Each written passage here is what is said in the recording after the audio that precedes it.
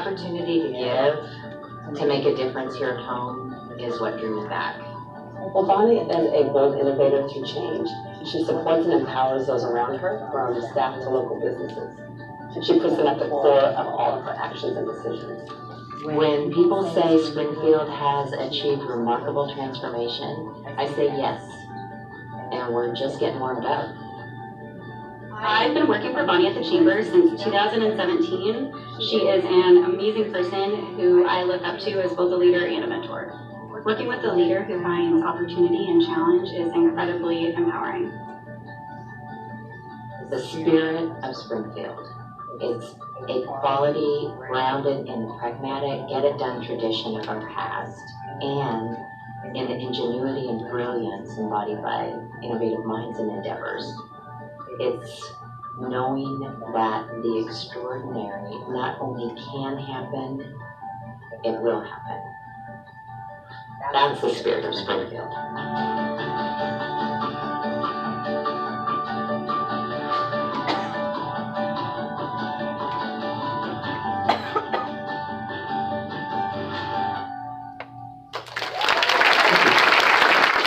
That I would like to call Vonnie Mikkelsen up.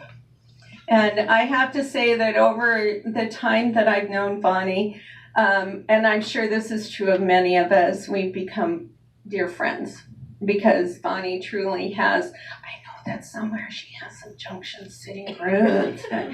She is truly a Springfield person now, and she has done so very much for the community and truly does embody what the spirit of Springfield is all about. So I am ecstatic to provide you this award tonight, Vonnie. Thank you so much for all you've done for Springfield and for the Chamber.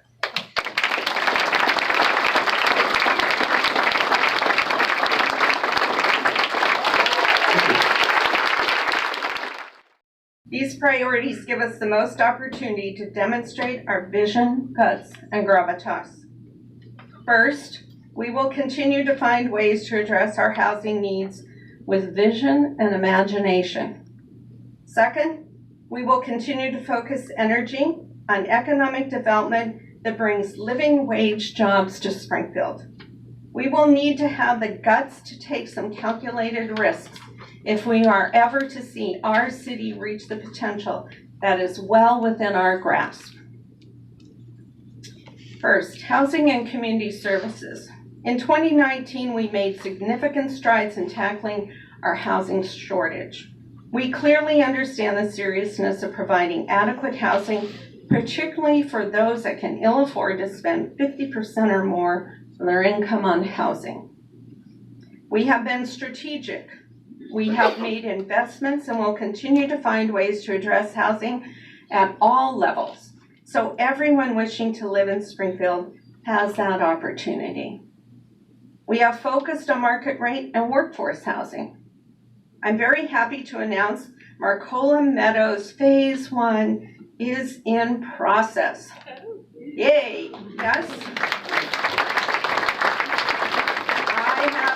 I have been asked many times what is going on with the property on Marcola Road. I'm happy to say that the city rolled up our sleeves, modified our master plan for Marcola Meadows, and can now announce the first phase of a 170 residential home subdivision that will begin construction this year.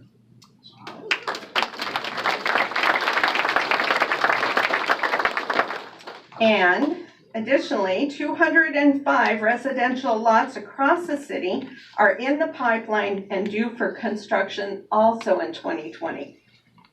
Bruce Weicher Custom Homes added 20 apartments to our housing stock. The 5th Street Project LLC completed its second phase of multifamily housing this past year, adding 60 more apartments off 3rd Street. Beginning in 2018, extending through 2019, the city has offered system development charge payments on behalf of developers building the newly permitted accessory dwelling units, or more commonly referred to as ADUs. To support this goal, planning staff worked tirelessly with the community and City Council to revise and amend the Springfield Development Code to make it easier to build ADUs within the city. In 2019, the city began receiving applications for ADUs. Since April 2019, we have 4 completed ADUs and another 23 underway.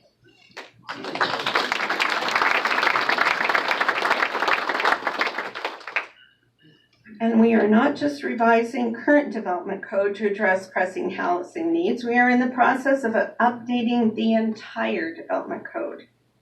We started the process with updating the housing code portion, but with the passage of House Bill 2001, the council decided to slow the work down to incorporate the changes for higher density housing the bill envisions. As usual, Springfield sees the opportunities and possibilities to embrace change to make our city better. We will truly be a city that is an example of what innovative, future-focused housing could and should look like. We have focused on affordable housing. Hayden Bridge Meadows on 5th Street is a 70-unit apartment complex being developed by Homes for Good. Construction is anticipated this year. With the passage of State House Bill 2896, the city realized its top priority for the 2019 session and secured $3 million in funding for the development of a new manufactured dwelling park in Springfield. The bill passed largely due to the leadership and efforts of Representative John Lively and Senator Lee Byer. We have partnered with St. Vincent de Paul to find a site for the new manufactured home park, using the $3 million in state funds for this important pilot project.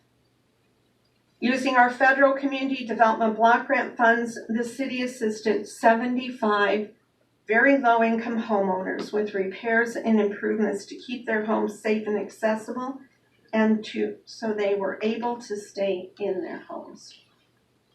At the most basic level, city staff helped secure a Springfield site for this season's Egan's Warming Center.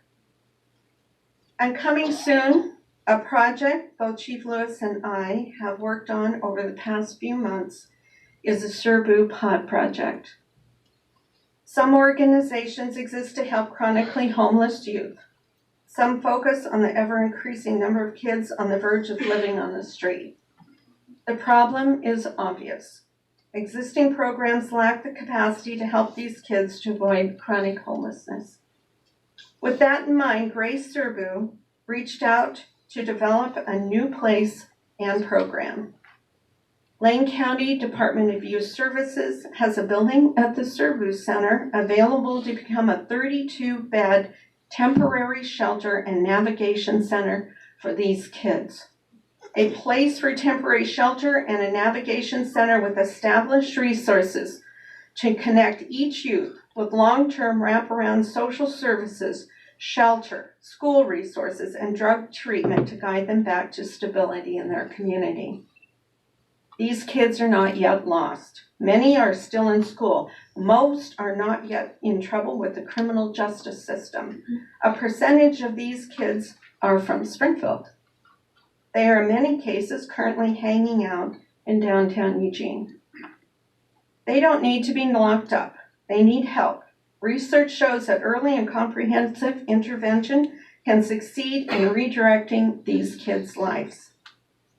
Lane Education Service District has been granted a contract with Lane County to provide services, and progress towards deciding on the most appropriate pod to use should come as soon as possible.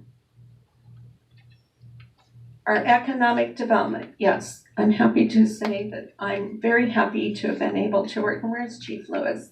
Because we spent, oh, there he is, all the way outside. And I particularly want to thank Grace Surbu because it is her name that's associated with that building, but she has been a tireless advocate for youth, particularly one that need help. And this project has been a wonderful example of her determination and grit to help make that possible. So many kudos to her. So let's talk about economic development. If there's one area that vision, guts, and gravitas need to help steer our decisions, It is in economic development. We have so many potential opportunities, so many projects in the works, and so many partners. The sky is the limit. I fully believe that we can accomplish anything if we agree on where we want to be. So far, we have been able to focus our attention on important milestones. Downtown development, gateway expansion, and Glenwood revitalization have been priorities and should continue to be priorities. And our business community has been making significant investments in Springfield.